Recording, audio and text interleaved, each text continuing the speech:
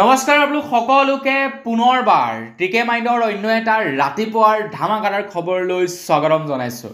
অন্য দিনৰ দৰে আজিও আপোনালোকৰ বাবে দিনটোৰ কেইবাটাও গুৰুত্বপূৰ্ণ খবৰ লৈ আহিছোঁ। তো ভিডিঅ'টো প্ৰথমৰ পৰা শেষলৈকে চাব আৰু লগতে লাইক এটা কৰি থৈ যাব যদি খবৰকেইটা চাই আপোনালোকৰ ভাল লাগে। আগবাঢ়িছোঁ আজি প্ৰথমটো খবৰ ফালে। প্ৰথম খবৰটো ওলাইছে আকাশদ্বীপৰ ওপৰত। তো আপোনালোকে হয়তো জানে যে বৰ্তমান সময়ত আকাশদ্বীপ আৰু আঙুৰলতা ডেকাৰ ডিভোৰ্চ হৈছে,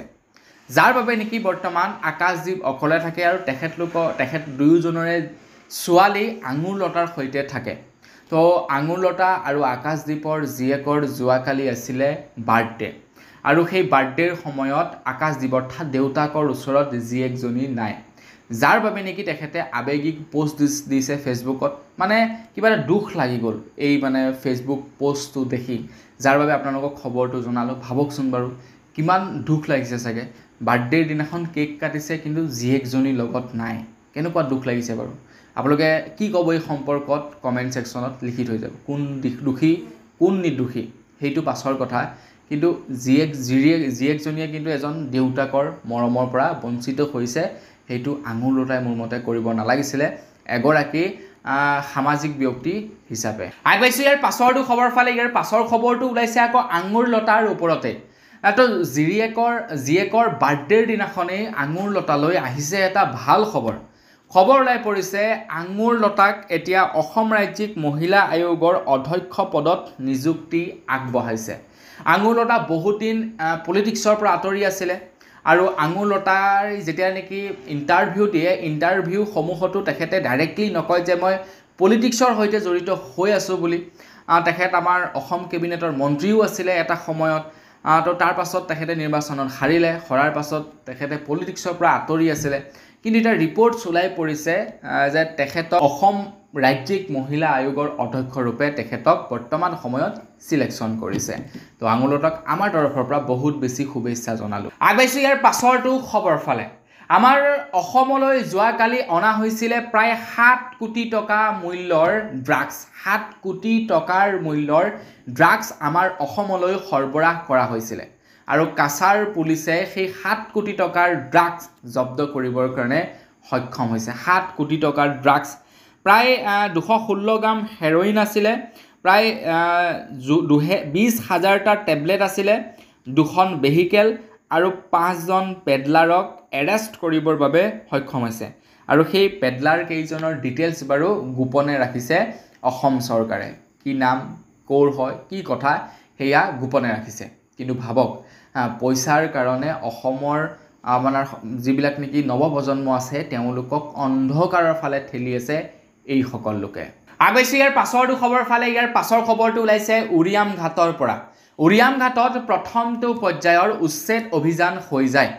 মুখ্যমন্ত্ৰী ডাঙৰীয়াই দিয়া ৰিপৰ্ট অনুসৰি উৰিয়াম ঘাটত যিটো নেকি প্ৰথম পৰ্যায়ৰ আপোনাৰ উচ্ছেদ অভিযান হৈছিলে, তো সেই উচ্ছেদ অভিযানত প্ৰায় 1200 হেক্টৰ ভূমি বেদখলকাৰী কবলৰ পৰা উদ্ধাৰ কৰিবলৈ সক্ষম হৈছে বুলি জনাইছে। 1200 হেক্টৰ ভূমি বেদখলকাৰীৰ পৰা আপোনাৰ উদ্ধাৰ কৰা হৈছে। কিছুদিনৰে পৰা ছ'চিয়েল মিডিয়াত চ' ইনফ্লুৱেঞ্চাৰসকলক দেখা পাইছোঁ, এই উচ্ছেদ অভিযানক লৈ তেওঁলোকে ভিডিঅ' বনাই থকা।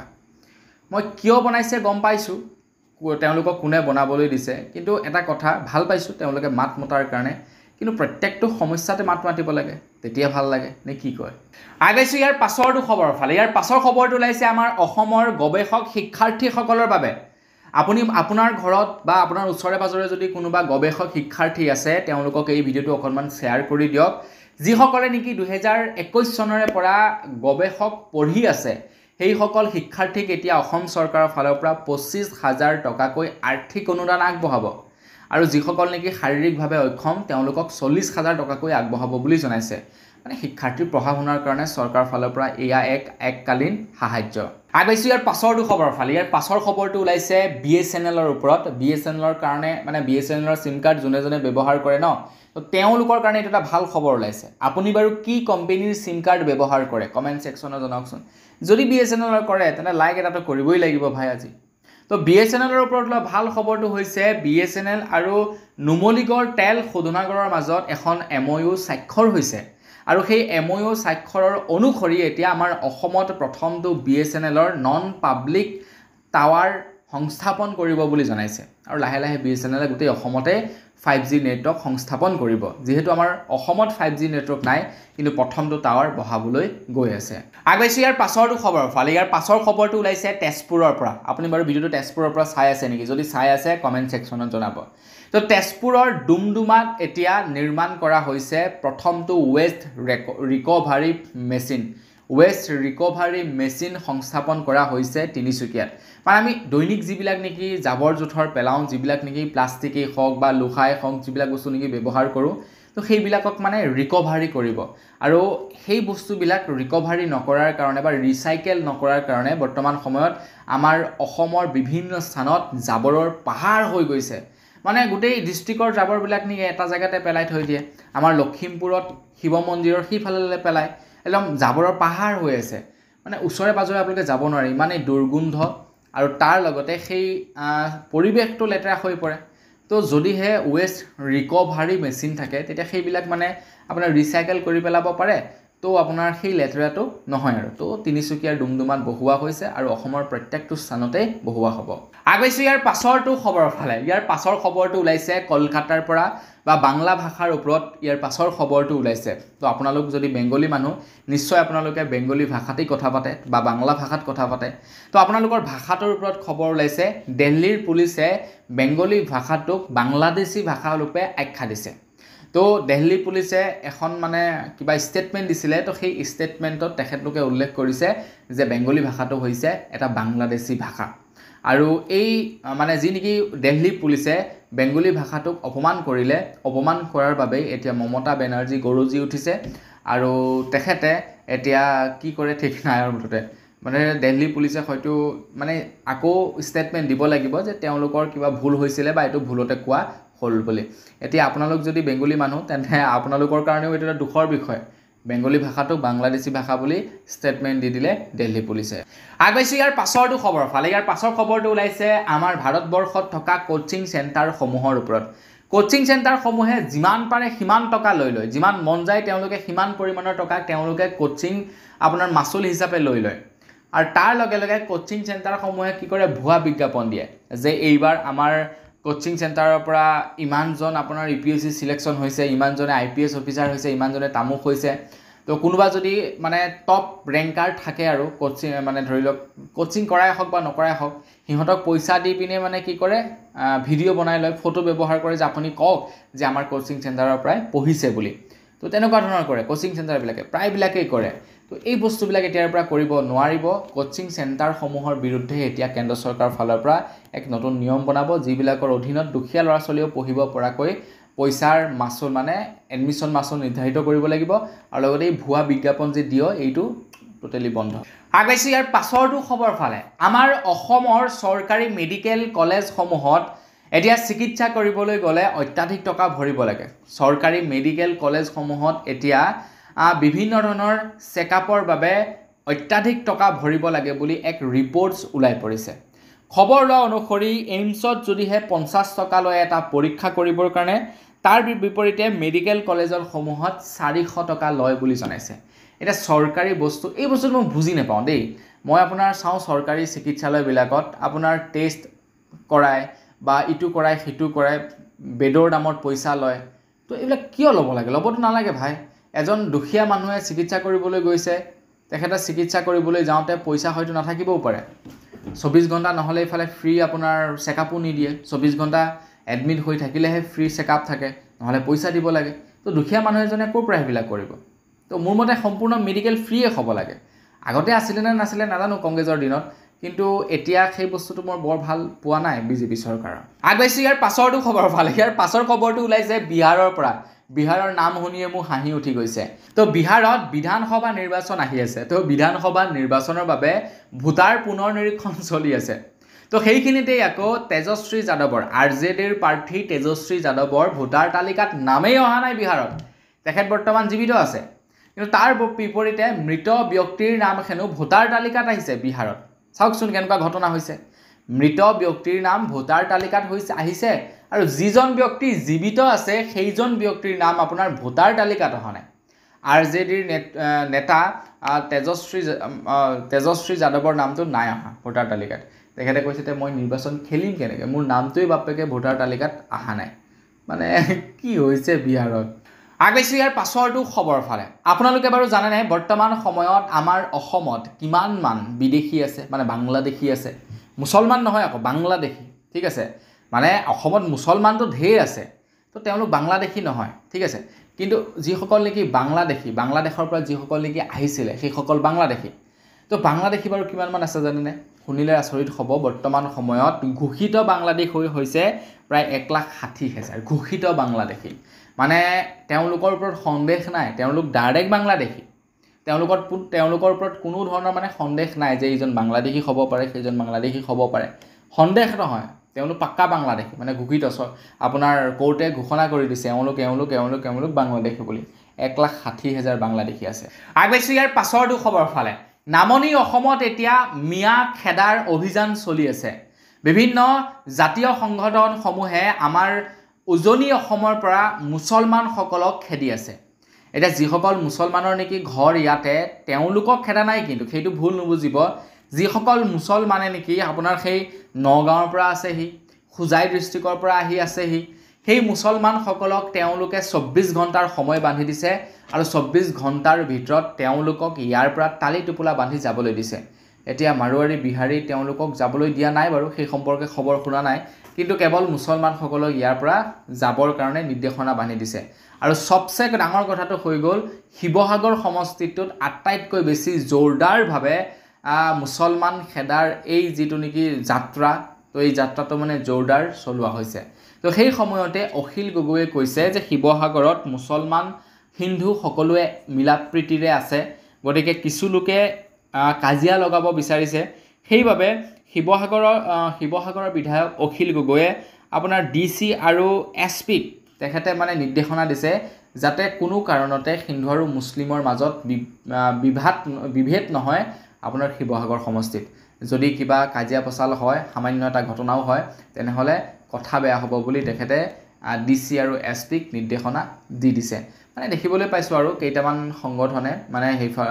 উজনি অসমৰ পৰা বিশেষকৈ শিৱসাগৰৰ পৰা মুছলমানসকলক খেদি আছে আগবাইছো ইয়াৰ পাছৰটো খবৰ ফালে বিজেপি চৰকাৰ শাসনলৈ অহাৰ আগত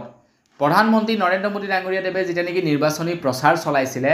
তো তেখেতৰ কেইটামান মানে ডাঙৰ প্ৰতিশ্ৰুতি আছিলে তাৰে ভিতৰত এটা হৈ গ'ল কি যে অসমৰ পৰা বিদেশী টালি টোপোলা বান্ধি যাব লাগিব অসমত এজনো বিদেশী নাথাকিব ঠিক আছে তো সেই ডেটটো পাহৰিলোঁ কিমানটা ডেট আছিলে তো সেই ডেটৰ পাছত এজনো বিদেশী বাংলাদেশী নাথাকিব বুলি জনাইছিলে কিন্তু বিজেপি অহাৰ পাছৰে পৰা কেইজন বাংলাদেশী খেদা হ'ল এতিয়ালৈকে তো মইতো আপোনালোকক ক'লোৱেই কিমানজন বাংলাদেশী আছে 1,60,000 বাংলাদেশী আছে বুলি মই আপোনালোকক ৰিপৰ্টছত জনাইছোঁ কিন্তু শুনিলে আচৰিত হ'ব কেৱল ইমানখিনি বাংলাদেশীৰ ভিতৰত 26 গৰাকী বাংলাদেশীকহে আমাৰ অসমৰ পৰা খেদিবলৈ সক্ষম হৈছে 2017 চনত এজনো বাংলাদেশী খেদিব নোৱাৰিলে 18 চনত 13 জন খেদিলে 19 চনত 6 জন 20 চনত এজন 21 চনত 3 জন 22 চনত 2 জন 23 চনত এজন আৰু 24 চনত এজনো খেদিব পৰা নাই 24ৰ পাছৰ ৰিপৰ্টখিনি নাই বাৰু 25ত কেইজনক পুছবেক কৰিছিলে কি কৰিছিলে সেই ৰিপৰ্টছ নাই কিন্তু 24ৰ আগৰলৈকে কেৱল 26 জন বাংলাদেশীকে খেদিবলৈ সক্ষম হৈছে কিন্তু তেওঁলোক পৰা চিনাক্ত কিন্তু প্ৰায় 1,60,000 আছে তেওঁলোক চিনাক্ত যে তেওঁলোক বাংলাদেশী কিন্তু সেইখিনি খেদিবই পৰা নাই আগবাইছো ইয়াৰ পাছৰটো খবৰৰ ফালে আহি আছে 26ৰ বিধানসভা নিৰ্বাচন 26ৰ বিধানসভা নিৰ্বাচনৰ বাবে প্ৰত্যেকটো দলেই বৰ্তমান প্ৰস্তুতি চলাইছে প্ৰস্তুতি চলোৱাৰ লগে লগে প্ৰত্যেকটো দলেই বৰ্তমান প্ৰতিশ্ৰুতিও দিছে ৰাইজৰ আগত যে আমি এইটো কৰিম সেইটো কৰিম আমি যদি 26ত চৰকাৰ গঠন কৰিব পাৰোঁ এতিয়া ৰাইজৰ দলে কৈছে যদিহে ৰাইজৰ দলে 26ত চৰকাৰ গঠন কৰিব পাৰে এক নম্বৰ কথা 71 চনৰ পূৰ্বে যিসকল লোক নেকি আহিছিলে আমাৰ অসমলৈ তেওঁলোকক মাটিৰ ম্যাদী পট্টা প্ৰদান কৰিব 2 নম্বৰ হৈ গ'ল খাজনা সম্পূৰ্ণৰূপে ৰেহাই কৰিব কৃষকৰ খাজনা সম্পূৰ্ণৰূপে ৰেহাই কৰিব তাৰ লগে লগে বিদ্যুতৰ মাচুল সম্পূৰ্ণৰূপে বিনামূলীয়া কৰিব বুলি জনাইছে 26ৰ ৰাইজৰ দল আহিলে NRCৰ পুনৰ ৰূপায়ণ কৰা হ'ব কা উঠাই লোৱা হ'ব 6 জনগোষ্ঠীক জনজাতিকৰণ কৰা হ'ব অসমৰ বিশেষ ৰাজ্যৰ মৰ্যাদা ঘূৰাই দিয়া হ'ব অসম চুক্তিৰ 6 নং দফা ৰূপায়ণ কৰা হ'ব বুলি জনাইছে তেওঁলোকে এই কেইটা প্ৰতিশ্ৰুতি দিছে যদিহে তেওঁলোকে 26ত চৰকাৰ গঠন কৰিব পৰা নাই তেওঁলোকে কোৱা নাই যে অৰুণোদয় আঁচনি ইমান বঢ়াই দিম মহিলা উদ্যমিতা আঁচনি সিমান বঢ়াই দিম সেইবিলাক প্ৰতিশ্ৰুতি দিয়া নাই মানে যিকেইটা নেকি অসমৰ মানুহক প্ৰকৃতাৰ্থত প্ৰয়োজন সেইকেইটা বস্তু দিম বুলি তেওঁলোকে উল্লেখ কৰিছে আগবাইছোঁ ইয়াৰ পাছৰটো খবৰ ফালে ইয়াৰ পাছৰ খবৰটো ওলাইছে কাছাৰ ডিষ্ট্ৰিক্টৰ পৰা তো কাছাৰ ডিষ্ট্ৰিক্টত নেৰা নেপেৰা বৰষুণ অকল কাছাৰেই নহয় গোটেই অসমতেই নেৰা নেপেৰা বৰষুণ দি আছে যাৰ বাবে নেকি কাছাৰ ডিষ্ট্ৰিক্টত আজিৰ ডেটত বিদ্যালয় বন্ধৰ ঘোষণা কৰিছে সকলো চৰকাৰী আৰু বেচৰকাৰী বিদ্যালয় বন্ধৰ ঘোষণা কৰিছে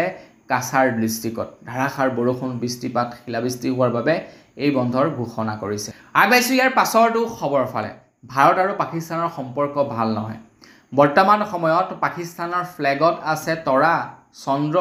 কিন্তু আমাৰ ভাৰতে চন্দ্ৰ পাবৰে হ'ল হয় নহয় বাৰু কওকচোন পাকিস্তান এতিয়াও পিছ পৰি আছে কিন্তু ভাৰতৰ সৈতে তেওঁলোকে লাগিবলৈ নেৰে বাপৰে বা কম সাহস নহয় কিন্তু এইবাৰ চাইনাৰ নেগুৰত ধৰি পাকিস্তানে চন্দ্ৰলৈ যাম বুলি বা মহাকাশলৈ যাম বুলি তেওঁলোকে সপোন ৰখিছে পাকিস্তানে কৈছে 2035 চনৰ ভিতৰত চীনৰ সহযোগত চন্দ্ৰলৈ হেনো মহাকাশযান প্ৰেৰণ কৰিব বোলে পাকিস্তানে আগবাইছোঁ ইয়াৰ পাছৰটো খবৰৰ ফালে উজনি অসমত মিয়া খেদাৰ বৰ্তমান সময়ত মিয়া খেদাৰ এক যুঁজা প্ৰস্তুতি চলি থকা হৈছে বিশেষকৈ শিৱসাগৰ ডিষ্ট্ৰিক্টৰ পৰা আপোনালোকতো ক'লোৱেই যিমানসকল নেকি মুছলমান বেলেগৰ পৰা আহি ইয়াত কাম কৰি আছে যেনে খুজাই হৈ গ'ল নগাঁও হৈ গ'ল তো তেওঁলোকক ইয়াৰ পৰা মানে খেদুৱাৰ প্ৰচেষ্টা বৰ্তমান সময়ত জাতীয় সংগঠনসমূহে লৈছে তো সেই সময়তে এতিয়া কেইজনমান ব্যক্তি আকৌ ইয়াৰ বিৰোধিতা কৰা দেখিবলৈ পোৱা গৈছে কিছুমান লোকে কৈছে যে আইন আছে প্ৰশাসন আছে তেওঁলোক কোন শাস্তি দিবৰ কাৰণে আইন আৰু প্ৰশাসনে যদিহে তেওঁলোকক বাংলাদেশী বুলি চিনাক্ত কৰে তো তেতিয়া আইন আৰু প্ৰশাসনে ব্যৱস্থা ল'ব তো তেওঁলোকে কিয় খেদাব লাগে বুলি কেইজনমান লোকে আকৌ উভতি ধৰিছে সেইকেইটা জাতীয় সংগঠনক আগবাইছোঁ ইয়াৰ পাছৰটো খবৰৰ ফালে ছ'চিয়েল মিডিয়াত ভাইৰেল খবৰৰ কাৰণে আজিকালি মানুহে নকৰে কি যোৱাকালি এজন যুৱকক দেখিবলৈ পোৱা গ'ল ব্ৰহ্মপুত্ৰৰ ওপৰত দলঙৰ ৰেলিঙত ষ্টাণ্ট কৰি থকা ৰিলছ বনাবৰ বাবে দলঙৰ ৰেলিত ষ্টাণ্ট কৰি আছে ব্ৰহ্মপুত্ৰৰ ওপৰত কেনেবাকৈ যদি হাতখন স্লিপ খাই যায় কি হ'ব কওকচোন মোৰ বোধহয় এই যুৱকজনৰ ওপৰত একশ্যন ল'ব অসম চৰকাৰৰ চাগে পোৱাগে নাই এতিয়ালৈকে ভিডিঅ'টো কোন হয় ল'ৰাজন কি কথা তো অহাকালিৰ খবৰটোত আপোনালোকে গম পাই যাব যে যুৱকজনক চাগে এৰেষ্ট কৰিলে বুলি ভাবকচোন কম সাহস আৰু এৰেষ্টটো কৰিব লাগে নকৰিলে আকৌ মানুহ ওলাব সেই কামবিলাক কৰিবৰ কাৰণে আগবাইছোঁ একেবাৰে শেষৰটো খবৰৰ ফালে একেবাৰে শেষৰ খবৰটো ওলাইছে BTC নিৰ্বাচনৰ ওপৰত তো BTC নিৰ্বাচনৰ ওপৰত BPFৰ তৰফৰ পৰা খবৰ ওলাইছে BPFে হেনো 22টা পৰিষদীয় সমষ্টিতে প্ৰাৰ্থী দিব বুলি তেওঁলোকে ঘোষণা কৰিছে হাগ্ৰামা মহিলাৰীয়ে ঘোষণা কৰিছে যে 22টা পৰিষদীয় সমষ্টিতে তেওঁলোকে প্ৰাৰ্থিত্ব হেনো প্ৰদান কৰিব বুলি খবৰ ওলাই পৰিছে স্ক্ৰীনত আপোনালোকক দি দিছোঁ কোনকেইটা সমষ্টিত কোনে কোনে নিৰ্বাচন খেলিব আপোনালোকে এবাৰ চাই ল'ব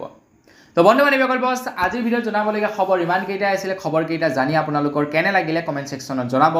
যদি ভাল লাগিলে লাইক এটা কৰিব চেনেল যদি ছাবস্ক্ৰাইব কৰা নাই ছাবস্ক্ৰাইবটো কৰি ল'ব পুনৰ এটা ভিডিঅ' লগ পোৱাৰ খালি বিদায় মাগিছোঁ ধন্যবাদ জয় অসম